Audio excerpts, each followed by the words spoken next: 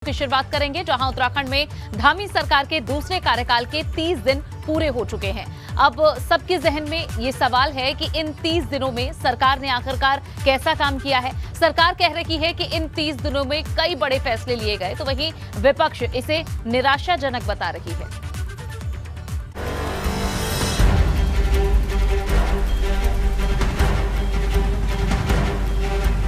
पुष्कर सिंह धामी के दूसरे कार्यकाल के 30 दिन पूरे हो चुके हैं। सियासी गलियारों में अब चर्चा इस बात की है कि आखिरकार सीएम के दूसरे कार्यकाल का एक महीना कैसा रहा। पुष्कर सिंह धामी ने सीएम की कुर्सी संभालते ही सबसे पहले यूनिफॉर्म सिविल कोड के लिए कमेटी का गठन किया। ये कमेटी प्रदेश के लिए यूनिफॉर्म सिविल कोड का ड्राफ्ट तैयार करेगी।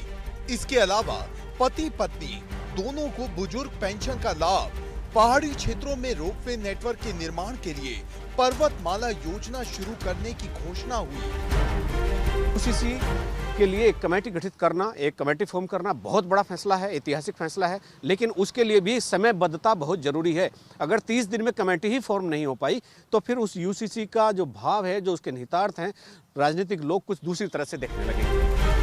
धामी सरकार ने ये भी फैसला लिया कि गरीब परिवारों को 3 सिलेंडर मुफ्त मिलेंगे, तो वहीं पीएम किसान सम्मान निधि की तर्ज पर सीएम किसान प्रोत्साहन निधि की घोषणा हुई।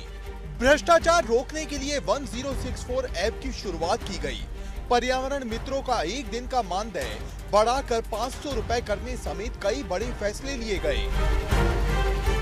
तो सरकार की उपलब्धियों में पेंशन वृद्धि, पेंशन के पात्रों की संख्या बढ़ाना, शिक्षा मित्रों का मानदेय बढ़ा देना और तमाम ऐसे, और मुख्यमंत्री की 3-4 समीक्षा बैठकों को छोड़कर आपके पास कुछ भी इस तरह का नहीं है कि जनता को बताया जाए। मगर सरकार के 30 दिन के कार्यकाल पर विपक्ष सवाल उठा रहा है।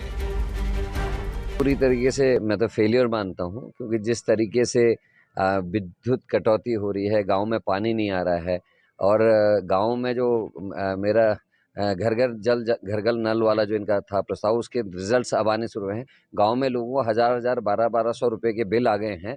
लोग परेशान हैं, बेहाल हैं। सड़कें टूटी हुई जो थी आपदा में, आज से 10 महीने हो गए, वो वैसी की वैसी हैं। जमीन में, धरातल में कहीं कोई काम दिखाई नहीं दे। उधर भाजपा संगठन मानता है मुख्यमंत्री धामी ने अपने दूसरे कार्यकाल के 30 दिनों में कई अहम फैसले लिए हैं। साथ ही सरकार ने अच्छा काम किया है। बहुत सुंदर काम हुआ है। कॉमन सिविल कोड की तरफ सरकार बढ़ी है। गैस सिलेंडर जो 3 कहा था, उनकी तरफ सरकार बढ़ी है। प्रदेश के अंदर अनेक प्रकार की घोषणाएं हुई हैं, प्रदेश के अंदर कार्यक्रम हुए हैं। तो मैं समझता हूँ इस एक महीने कार्यकाल में सारे मिनिस्टर्स, मुख्यमंत्री ने बहुत ही एक टीम भावना को आधारित और जो हमारा मैनिफेस्टो था, एजेंडा था, उस पर काम शुरू किया है। पुष्कर सिंह धामी का सीएम के तौर पर ये दूसरा कार्यकाल है। मुख्यमंत्री ये कई बार कह चुके हैं कि प्रदेश के हित में जो भी फैसले होंगे, सरकार उन्हें लेने में कोई गुरेज नहीं करेगी।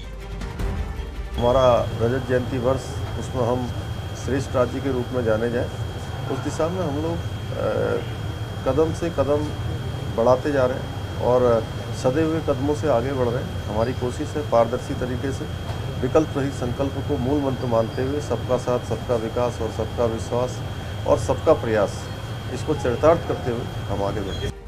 पुष्कर सिंह धामी के पहले कार्यकाल में उन्हें काम करने का ज्यादा समय नहीं मिल पाया, मगर इस बार सीएम के पास वक्त की कोई कमी नहीं है। इसलिए पहाड़ की आवाम चाहती है डबल इंजन की सरकार मिलकर पहाड़ में विकास की गंगा बहा दे। एबीपी गंगा के लिए देहरादून से अजीत सिंह राठी की रिपोर्ट। यहाँ पर जितने भी मंत्री हैं, किसी भी मंत्री ने ना तो अपना अगले 100 दिन का, 60 दिन का, 30 दिन का कोई एजेंडा सेट किया है, ना अपने कोई टारगेट फिक्स किए हैं। ऐसा आज तक यहाँ कोई प्रेजेंटेशन नहीं हुआ किसी मिनिस्टर या चीफ मिनिस्टर के सामने कि फला विभाग अगले 100 दिन में या अगले 6 महीने में या अगले 1 साल में या किसी भी एक निश्चित समयावधि में ये टारगेट अचीव करने के लिए प्रयास कर रहा है। ये एक कार्य योजना तैयार कर ली गई। एबीपी गंगा के लिए देहरादून से अजीत सिंह राठी।